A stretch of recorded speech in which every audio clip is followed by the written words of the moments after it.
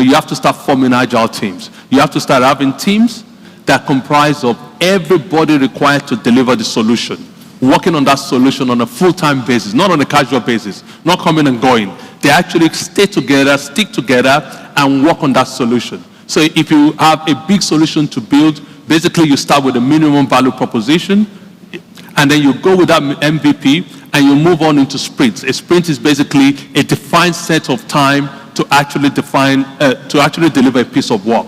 And you can deliver that MVP in 2-3 sprints. Maybe each sprint is about 3-4 weeks, so to speak, really. So culture, getting the right skills and data, and actually changing the way of working are basically extremely important building blocks, really. But perhaps in all of this, so you can have all of this, so you can analyze your data, you can secure your data, you have all the best scientists, to do whatever, flip it over, find out what people are, really meet them at their point of need and in person. But if there's no trust, then all of this is useless. Just think of it.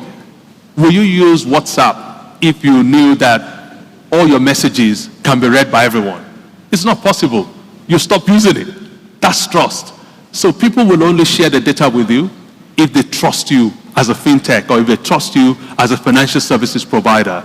So that trust is the asset, and that trust is going to be the ultimately in this game.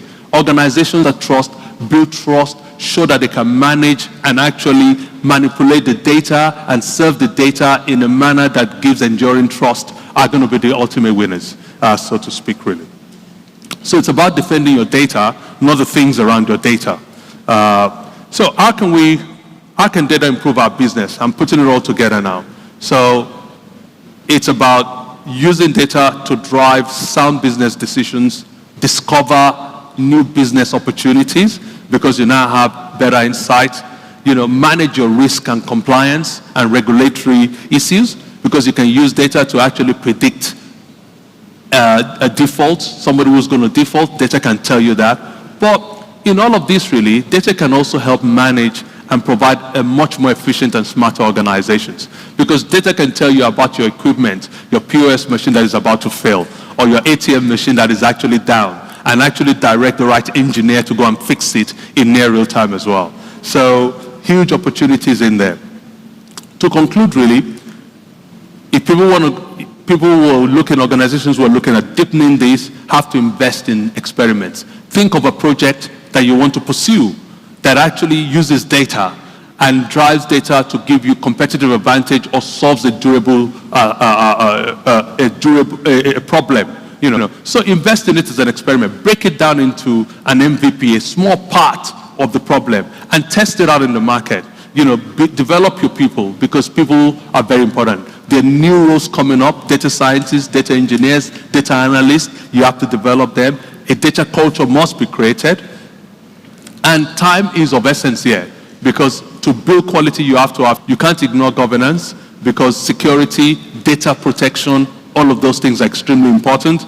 And of course, you have to be agile, and you have to form agile teams, which comprises of all the skill set you need to deliver value to your customers and actually operate in a very different way to the way companies today actually organize themselves. The future belongs to those companies and people that turn data into compelling products. Thank you very much. Round of applause, ladies and gentlemen. No doubt a most insightful presentation, and I think he has left for me his laptop to take home. It is a beautiful laptop. This might be a cybersecurity issue, because I'm told that with the wrong person, 5 seconds is all that it takes for me to download all his data, or perhaps destroy the hardware in general.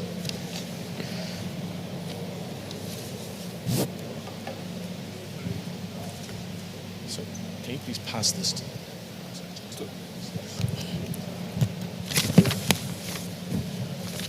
Yes, indeed, ladies and gentlemen, that was the keynote presentation on big data, all data, game changers for digital transformation. I think it was a super insightful and, in fact, incisive presentation on why data is important. Just a few highlights though.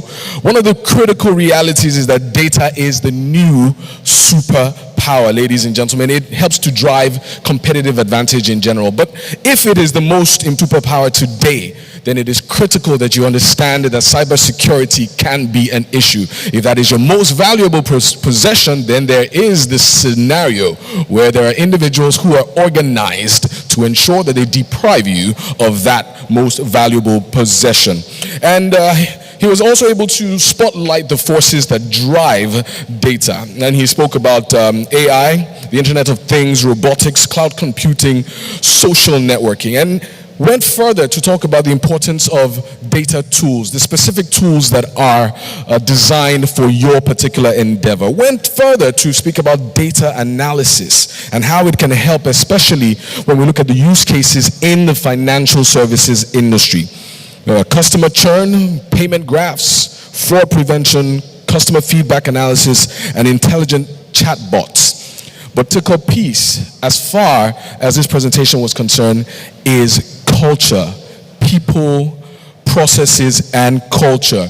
Can you transform your team, your entire team, to become data advocates? It is achievable by ensuring that you build capacity. Let's make sure we build the capacity for data engineers, data scientists. All of the analysis should be done on ground, as it were, to ensure that we have complete data security and all whatnot. But what is also important is that as you're building this culture and this group of data advocates within your organization, the focus is being able to build trust around whatever products or services that you are delivering. And don't forget, at the end of the day, it requires investment and deliberate investment at that.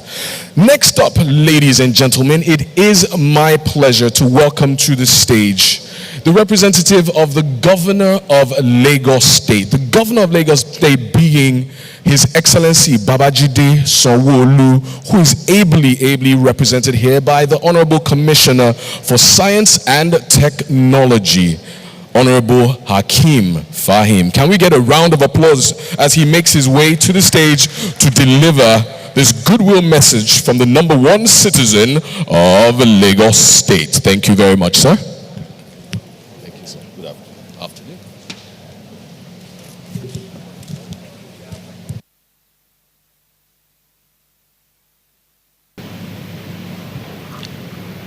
Good afternoon, everyone.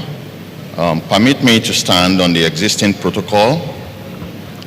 I will also take the opportunity to recognize Dr. Segun Aina, the President of the Fintech Association of Nigeria, Ms. Aisha Ahmed, who left a few minutes ago, Dr. Sarah Alade, Mr. Ade Bajomo, Dr. Patrick Conte, a good friend from Sierra Leone, my colleagues from the Lagos State Executive Council, Dr. Rabiu Olowo, the Commissioner for Finance, Mr. Tubosun Alake, the Special Advisor to the Governor of Lagos State on Innovation and Technology, Dr. Babatunde Obrima, members of the banking industry, CEOs, MDs, all innovators, disruptors, as well as developers in our midst. I'm here to represent the Governor of Lagos State, Mr. Babajide Sanwo-Olu, and I'm reading this speech on his behalf. There is no doubt, in fact, that technology is redefining every sphere of human life and endeavor.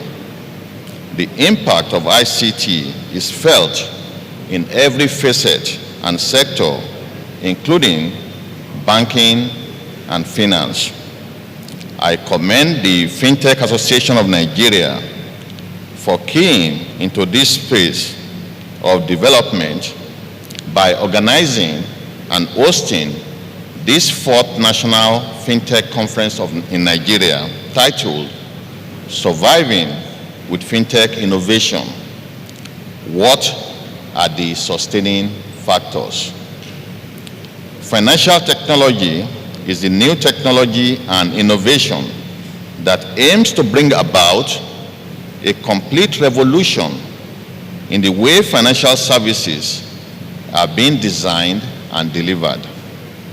The African continent faces challenges in the global space as it has the lowest ratio of financial inclusion.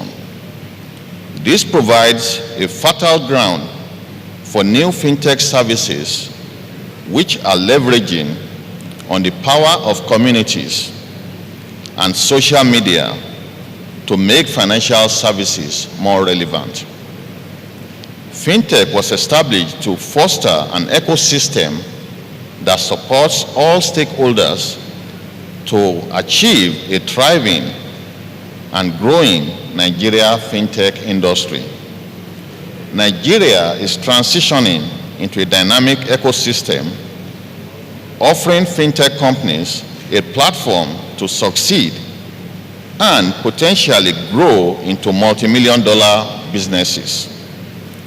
Though fintech opportunities in Nigeria are significant and could potentially redefine the financial services landscape over the next few years, Nigeria's role in Africa fintech ecosystem needs to, however, be defined specifically.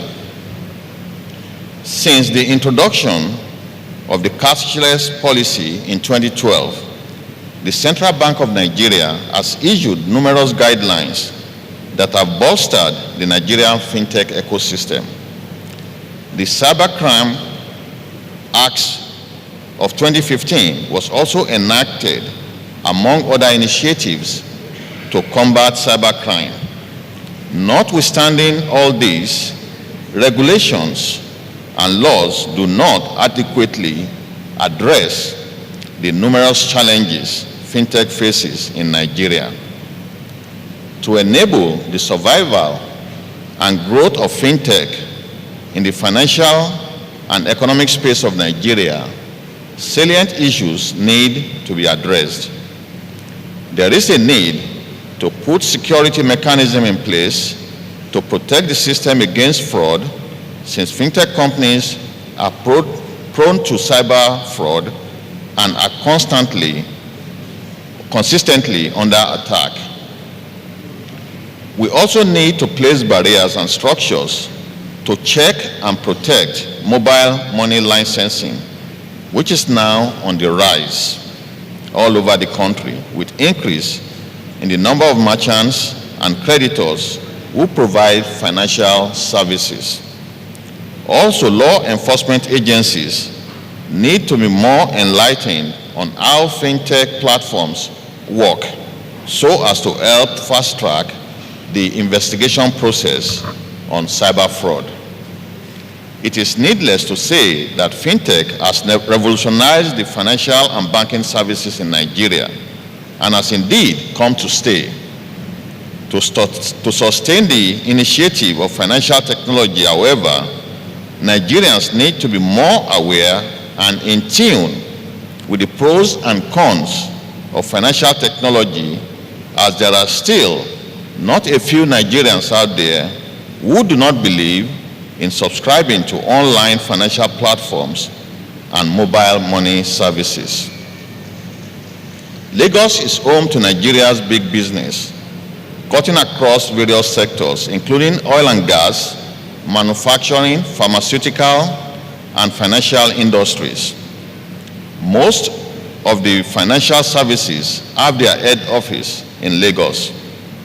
As a result of this, it is government to provide the right environment for fintech to thrive, since our state is the home to over 22 million people who make use of financial technology through mobile money services, one way or the other. Over the past few years, the Nigerian technology space has witnessed an upsurge in support of entrepreneurs. In these regards, Lagos State government has initiated to help drive fintech space. Some of these projects include the Yaba Information and Communication Technology Cluster Project, termed KITE at Yaba, is another bold step of Lagos State government towards making Yaba another Silicon Valley. KITE stands for Knowledge, Innovation, Technology, and Entrepreneurship.